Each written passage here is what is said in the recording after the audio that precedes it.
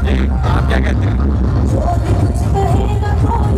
देखिए, अल्लाह करे बात उस कान तक पहुँचे जिस तक की आवाज़ पहुँचनी चाहिए। पाकिस्तान की अवाम और आर्मी में इस वक्त जो नफ़रत का बीज बोया जा रहा है, ये बहुत अरसे पहले इंडिया, इसराइल और CIA की तमन्ना थी, ये पूरी कर दी गई है। हम PTM के ख़िलाफ़ इमरान खान ने हमें जो सबक दिया था वतन दोस्ती का, आर्मी के साथ जो हमारी मोहब्बत थी, PTM, वकास गोराया, गुल बुखारी, इन सारों को सपोर्ट जो लोग कर रहे थे, आज वो आर्मी के पीछे खड़े हैं। और जो हम इनके साथ लड़ रहे थे, आज आर्मी ने हमें निगलेक्ट किया। लेकिन आर्मी ने निगलेक्ट नहीं किया, 3 से 4-5 लोग हैं और ये सारे लोग जानते हैं। और जो एजेंडा है, एजेंडा पेंटागन 2014 है। पाकिस्तान के खुदा न खास्ता 3 टुकड़े करने का एजेंडा 2008 में बना था, जरदारी भी उसमें शामिल था, नवाज शरीफ भी उसमें शामिल था। जरदारी सिंध मांग रहा था, नवाज शरीफ पंजाब मांग रहा था, अल्ताफ़ हुसैन हैदराबाद और कराची मांग रहा था, और बलूचिस्तान पे अमेरिका की अपनी ज़ाती आंख थी। PTM KP के लिए सब्सक्राइब कर रही थी। एग्जैक्टली सारे ही वो लोग एक्टिव हो चुके हैं एग्जैक्टली। और अगर बाजवा साहब को अपनी किसी उसकी तस्कीन चाहिए थी तो खुद बैठ जाते, अवाम शायद उनको वेलकम ही करती। लेकिन जो करप्ट लोग बाजवा लेके आया है, जो इस्टेब्लिश्ड करप्ट हैं और ऑल ओवर द वर्ल्ड लोग उनको जानते हैं कि ये करप्ट लोग हैं, नवाज, जरदारी और बाकी सारे, जब बाजवा साहब उनको ला के सीटों पे बिठाते हैं तो we take Bajwa as an accomplice. हम उसको अकम्प्लिस समझते हैं कि ये उनका साथी है, ये उनको मजबूत कर रहा है। इसकी अपनी कौन सी तस्कीन है या इसका कौन सा एजेंडा है जो कि पूरा हो रहा है। लेकिन एक एजेंडा जो पूरी दुनिया चाहती थी कि पाकिस्तान की आर्मी और पाकिस्तान की अवाम में एक नफ़रत का बीज बोया जाए, वो बो भी दिया गया और उसकी फसल भी खड़ी हो गई। मौका और हालात वाक़यात भी तो खुद बनाया ना इन्होंने, मौका दिया इन्होंने, नहीं तो आर्मी के खिलाफ तो कोई भी नहीं बोलता था। आज अगर एक बंदा, आम बंदा भी उठ के कोई बात कर रहा है तो इसके पीछे ये भी तो है ना कि इन्होंने खुद मौका दिया आवाम को ऐसे इकदाम उठाकर। देखिए, मैं 2 चीज़ें समझूँ, आप बिल्कुल सही कह रहे हैं। इस मुल्क में आर्मी को बहुत अरसा पहले से दोषी ठहराया जाता है। आज तक हमदुर्रहमान कमीशन 25 साल बाद आके हमें रिपोर्ट हुआ, ठीक है। लेकिन हम अपनी आर्मी पे मोहब्बत भी करते हैं, ट्रस्ट भी करते हैं, और हम समझते हैं कि मशरिक पाकिस्तान वाले मामलात में मुक्तवी बाहिनी और उसके पीछे इंडिया और वो सारी चीज़ें मौजूद थी। ये जो अब सिचुएशन डेवलप हुई है, इसमें वो लोग जो कि पाक आर्मी के लिए जान देने के लिए खड़े थे, उन लोगों के साथ जो नफरत बीजी, ये बहुत बड़ा एक कामयाबी है इंडिया, इसराइल और अमेरिका की। अभी तक जो आम पब्लिक का व्यू है वो ये है कि हम अभी भी अपने सिपाही के साथ जो बॉर्डर पे खड़ा है, आज भी खड़े हैं। कुछ जो ऊपर तबके के जो इनके रैंक्स हैं ना, उनसे कुछ इख्तिलाफात आ रहे हैं, जो मेरे मतलब कि आम आवाम के तौर पे भी उनका अमल दखल है भी। देखिए, मैं जानता हूँ, मैं फिरता हूँ पाकिस्तान में, कराची के हालात किसे इल्म नहीं है, क्या से हालात थे। लोग 4-5 बजे घरों में आ जाते थे। KPK के हालात, खुदा ना खास्ता स्वात में जो हो रहा था, KPK में खैबर तक, बल्कि हयाताबाद, पेशावर तक, उन लोगों की पूरी बाकायदा उनकी इंतज़ामिया बैठती थी। रात को प्रैक्टिकली चौकों में TTP वाले बैठा होते थे।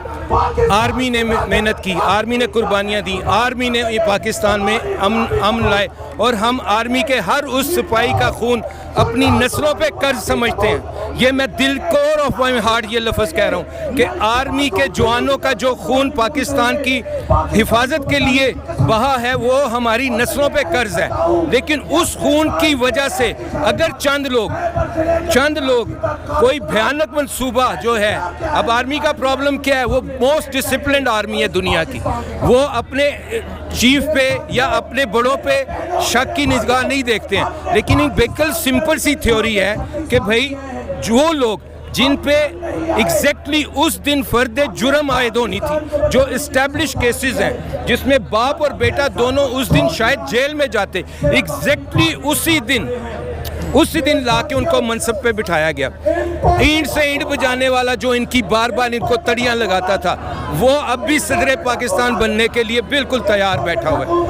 अब सबसे बड़ी बात, वो लोग जो हमारी आर्मी के सरों को काट के फुटबॉल खेला करते थे, उनके साथ डायलॉग हो रहा है। क्या एजेंडा है आपका? अल्लाह ताला ने कुरान में कहा हुआ है कि कुछ लोगों के अगर आप कदमों में बैठ जाओ वो आपके दोस्त नहीं हो सकते। वो इंडिया इसराइल हैं, टीटीपी के पीछे इसराइल इंडिया है और उनका फंड्स हैं। ये किस अंधे को नजर नहीं आता? आईएसआई जिसको ये पता है कि तेल अवीव में फलाने चौक में कौन सा बंदा बैठा है, उसको ये नजर नहीं आ रहा कि वो किस बंदे और किस टीम को सपोर्ट कर रहे हैं और किन को ला के उन्होंने यहाँ बिठा दिया। वो तो इनकी जड़ों में बैठ जाएंगे। ये तो हम हैं कि जब भी आवाज़ देंगे आर्मी के साथ फिर हम खड़े हो जाएंगे। लेकिन ये लोग जिनके सर पे ये बैठे हुए हैं, ये बिल्कुल ताक में बैठे हैं। ये चाह रहे हैं कि आर्मी गंदी हो, ये चाह रहे हैं कि आर्मी के साथ नफरत का बीज गहरा होता जाए और फिर एक स्टेज आए कि ये भी आर्मी के साथ मुकाबले में खड़े हो जाएं। तो आर्मी को नज़र नहीं आता, आईएसआई को नज़र नहीं आता, लेकिन आईएसआई में अपनी मर्जी के बंदे धकेले गए हैं, पोजीशंस पे लाके बिठाया गया है। मैं अब तो वहाँ भी इतनी ज़्यादा नॉलेजेबल है आपकी वजह से, इंफॉर्मेटिव है और ये चैनल्स की वजह से कि ब्रिगेडियर राशिद नाम का जो बंदा है, जिसको शायद हम कभी जानते भी नाम, हम जानते हैं आईएसआई का है और वो मैनिपुलेट कर रहा है सारी लाहौर हाई कोर्ट को भी। हमजा की गवर्नमेंट के पीछे भी वो खड़ा है। और ये जो इलेक्शन हो रहे हैं, ये पीटीआई वाले बेवकूफ़ हैं, इनको नहीं जीतने देंगे। सवाल ही नहीं पैदा होता। हमजा शहबाज के होते हैं, हमजा शहबाज के होते नहीं। हमजा शहबाज की कोई औकात ही नहीं है, पीछे आर्मी खड़ी है, इन सब की औकात नहीं है। राना सलाउल्लाह टके का बंदा नहीं है। 2 दफ़ा नवाज शरीफ पाकिस्तान आया है मुशर्रफ के दौर में, जद्दा से जब आया 10 बंदे खड़े नहीं हुए नून लीग के। और मुझे याद है इनके चंद लीडर ज़बरदस्ती जाके पुलिस वालों को गिरफ्तारी दे देते थे। और नवाज शरीफ एयरपोर्ट पे बैठा खुद कलामी कर रहा था, मैं कहाँ जाऊँगा, बंदा कोई नहीं है, मैं कहाँ आ गया हूँ। और फिर अगले जहाज़ में बैठ के वापस चला गया था। और बस जब दूसरी दफ़ा आया अपनी बेटी के साथ, तब क्या हुआ, पूरे माल रोड पर नून लीग वाले झंडे उठा के नाच गा रहे थे और वो वहाँ बैठे उनका वेट कर रहे थे। इन लोगों के उनमें दमखम नहीं है। पीटीआई वालों को जो बर्गर पार्टी या कुछ और कहते हैं, इन लोगों ने मारे खाई हैं। मैंने खुद देखा बच्चों के जो पुष्ट पे लाठियों के निशान थे, उनके गोरे गोरे रंग नीले करके रख दिए थे। तो पीटीआई वालों ने जेलों भी देख ली हैं और पीटीआई वालों ने डंडे भी खा लिए हैं। और इनके पीछे इनका, वो तो शायद किसी गुलामी में आए थे, हम पाकिस्तान के ग़ुलाम हैं, हम पाकिस्तान के ग़ुलाम हैं। हम इमरान खान को देखेंगे पाकिस्तान के हक़ में है, बिस्मिल्लाह हम जान भी दे देंगे। पाकिस्तान के ख़िलाफ़ हुआ तो हम पटवारी नहीं हैं, हम बटवारी नहीं हैं, हम भट्टो के जो इस वक्त जरदारी लीग है उस तरह के लोग नहीं हैं। तनकीद भी बर्दाश्त करते हैं। हम पाकिस्तानी हैं, प्योर पाकिस्तानी हैं। अगर ये आर्मी को नज़र नहीं आ रहा तो फिर ये अंधे हैं। और फिर अगर डरते भी नहीं हैं, ये भी आपको बता दें, यहाँ कोई भी नहीं डरता है। हमको ये कल अजान हो रही है, हलाल खाने वाले, अपने हाथों से कमा के खाने वाले हैं। हम भी तकलीफ़ में हैं। 250 रुपये का पेट्रोल हमसे भी नहीं भरा जाता। 100 रुपये का पेट्रोल अब भी पेट्रोल डलवा के लोग आते हैं कि यार 100 का डाल दी। 50 के पहले कभी 50 वाला मौसम था। ये लोग हम पे हंसते हैं।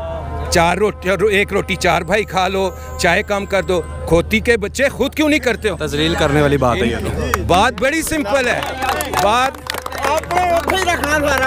देखें, हर बंदा जानता है। आप रेडी वाले को पकड़ लें, मैं तो 4 जुमातें पढ़ा हुआ हूँ ना। आप किसी अनपढ़ को पूछ लें, वो जानता है कि कौन लोग चोर हैं, कौन लोग पाकिस्तान का खजाना खाली करके गए थे। 7 अरब छोड़ के गए थे, वो आया मांग तांग के 20-22 अरब कर लिया। लोग कह रहे थे जी, उनके उसके MNA MPA कहते था सर लोग तंग आ रहे हैं, हमसे तंग आ रहे हैं। वो यही कह रहा था मैं इकट्ठे कर लूँ फिर बांटूंगा।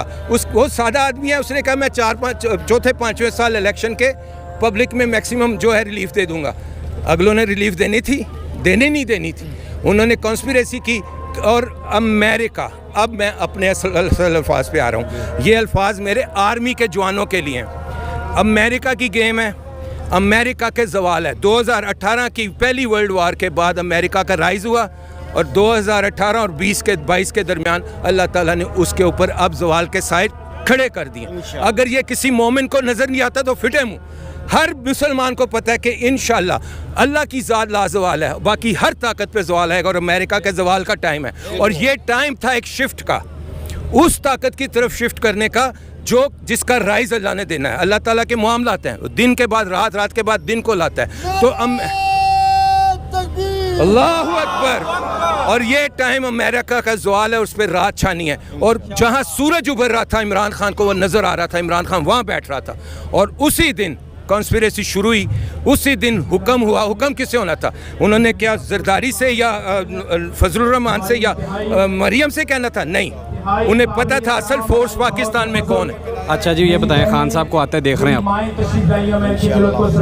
मैं आपको ये बता दूं, इमरान खान अल्लाह ताला का वो तोहफ़ा है कि जो इंशाल्लाह इस मुल्क पे आएगा। और अल्लाह ताला के अल्लाह के नबी के मांगे हुए इस दिन, ये मुल्क अल्लाह ताला के नबी ने खुद अल्लाह से मांगा हुआ है, इसको ज़वाल नहीं है। ये जो लोग कॉन्स्पिरेसीज कर रहे हैं ये मर जाएंगे, इनके नाम लेने वाला कोई नहीं होगा, इनकी कब्रों पे निशान नहीं रहेंगे। पाकिस्तान रहेगा, कायदे आज़म का नाम रहेगा और इमरान खान का नाम रहेगा, ये मैं बता रहा हूँ इंशाल्लाह। इंशाल्लाह। मज़ीद दिलचस्प वीडियो देखने के लिए हमारे चैनल को सब्सक्राइब करें